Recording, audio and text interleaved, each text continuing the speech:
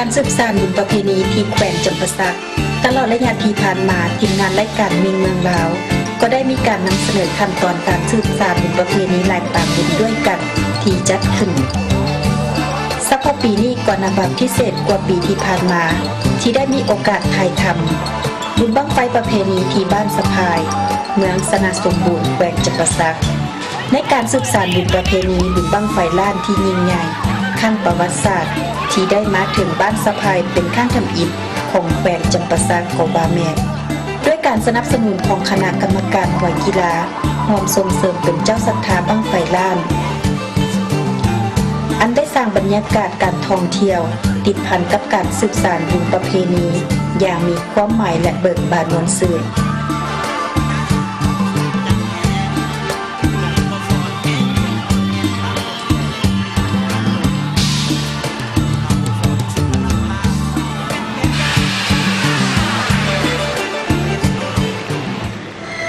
บ้านสะพายห่างจากเทศบาลเมืองปากเสกทางทิศเหนือประมาณ17 กิโลเมตรพื้นฐานต้นต่อของชาวบ้านสะพายแม่นทำการผลิตปลูกฝังเลี้ยงสัตว์และมีจุดเด่นพิเศษทางด้านการตำหูกท้อใหม่ที่เป็นเอกลักษณ์ทางด้านสีมือและได้รับนามมาหยุดเป็นบ้านพัฒนาเมื่อบ่ดลมานี้เคียงคู่กันนั้นการสืบสานฮิตของประเพณีวัฒนธรรมชาวบ้านสะพายก็ได้มีการเสริมขยายอย่างโดดเด่นในการอนุรักษ์รักษาสมกับที่ได้รับนามมาหยุดบ้านพัฒนารอบด้าน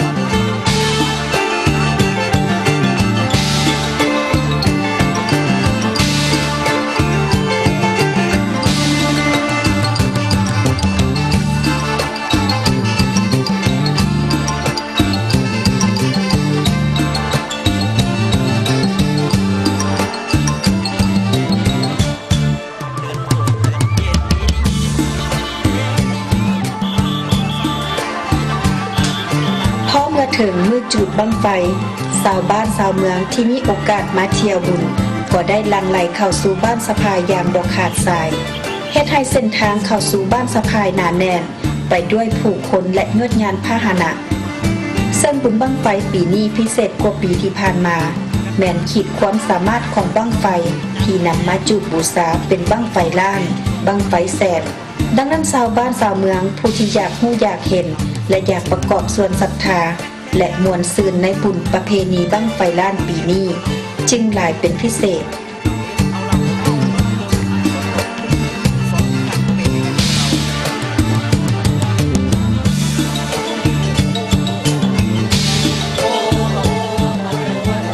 นอกจากนั้นประเพณีการต้อนรับขับสู่พี่น้องป้องปายชาวบ้านสะพายยังรักษาได้มูลเสื้ออันดีงามเหล่ายาปากแป้งข้าวปุ้นข้าวปากลาบก้อยซอยแส่ที่เป็นเอกลักษณ์อาหารพื้นบ้านทุกหลังคาเรือนก็มีใบต้อนหักจะน้อยหรือหลายต่างก็อิ่มหนำสำราญไปตามๆกันย้อนว่าขึ้นเฮือนนี่ซีนเฮือนนั่นบอนเล็กบอนน้อยสุดท้ายก่อหูสันกีรีจากนั้นจึงเริ่มทยอยออกสู่สถานที่ข้างบั้งไฟ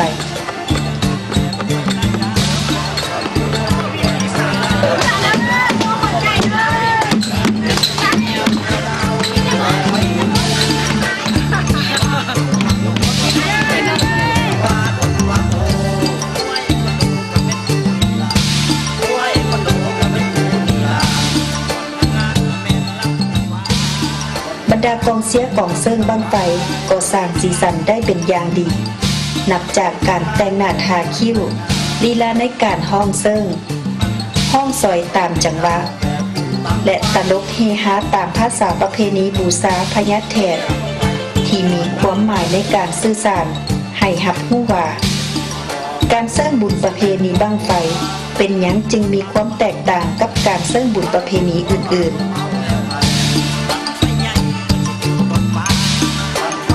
ซึ่งความแตกต่างที่บ่งบอกจะแจ้งก็แม่นการห้อยแขวนหรือแต้มสัญลักษณ์ต่างๆของมนุษย์ที่มีความหมายในการถวายยะแมกาลีของศาสนาพราหมณ์ที่ชาวภาคใต้อินเดียบูฮานปฏิบัติผ่านมาซึ่งสัญลักษณ์ต่างๆหรือบั้งไฟ แม่นเปรียบเหมือนการบูชาและได้ส่งศิวลึงคะของพระศิวะขึ้นสู่สวรรค์ชั้นฟ้าเพื่อนำความอุดมสมบูรณ์มาสู่มนุษย์จากต้นกำเนิดคือดังกล่าว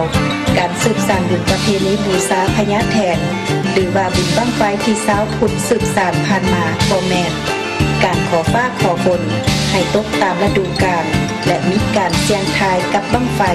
ที่ขึ้นสูงขึ้นงามซึ่งเป็นหนึ่งในความเชื่อถือในฮีตที่6ดังนั้น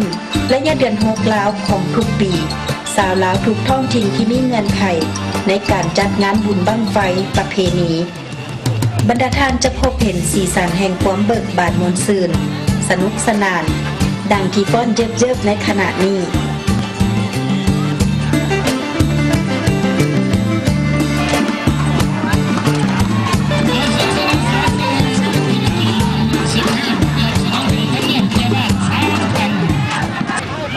ในการจัดงานบุญบั้งไฟปีนี้หนึ่งเพื่อสืบสานงานประเพณีที่12ของ14บาทสะพายที่ขึ้นมาเนาะแต่ละปีป้าปีนึงต่อเฮ็ดเนาะแต่มาฮอดปีนี้เนาะด้วยความพิธีดีและสมเสริญเพราะว่าทั้งหัวกีฬาทั้งหัวกีฬาลูกผู้หลังหัวกีฬาก็ได้ลงเลิกทั้งทุนทานเพื่อส่งเสริมเพื่อส่งเสริมการท่องเที่ยวก็ว่าได้เนาะเพื่อส่งเสริมประเพณีฮีตข้องประเพณีมาให้มันยังคงตัวและขยายตัวขึ้นเพราะว่าเฉพาะปีนี้มันเป็นปีที่ยิ่งใหญ่เนาะที่นับผ่านมาแล้วปีนี้เป็นปีที่ยิ่งใหญ่แล้วก็เป็นอันนึงอีกที่ว่าบั้งไฟล้านบ่เคยมีจักเทื่อที่จุดในภาคใต้เนาะในเขตแขวงจำปาสักหรือว่าเขตภาคใต้อันนี้เป็นเทื่อทั้งนิดที่ทั้งคณะหวยทั้งหัวหน้าหวยกีฬาคือทานคำมิงคุณแสงเนาะคนได้สละจิตสละใจสละเหือสละแห้งทั้งขับเข้ามาเพื่อเฮ็ดไทยบ้านสะพายมีใบหน้าใหม่นะครับวันนี้กับบ้านสะพายเป็นประกาศเป็นบ้านพัฒนาในวันที่19เนาะวันที่ก็เป็นบุญบั้งไฟต่อมาเลยจังหวัดบุรีเป็นมือจุดบั้งไฟ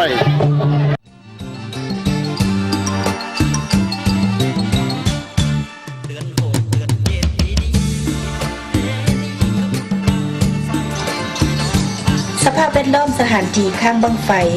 มีความเหมาะสมเป็นพิเศษโดยเฉพาะกอแมนขี้ตมอยู่เคียงคู่กับข้างบั้งไฟ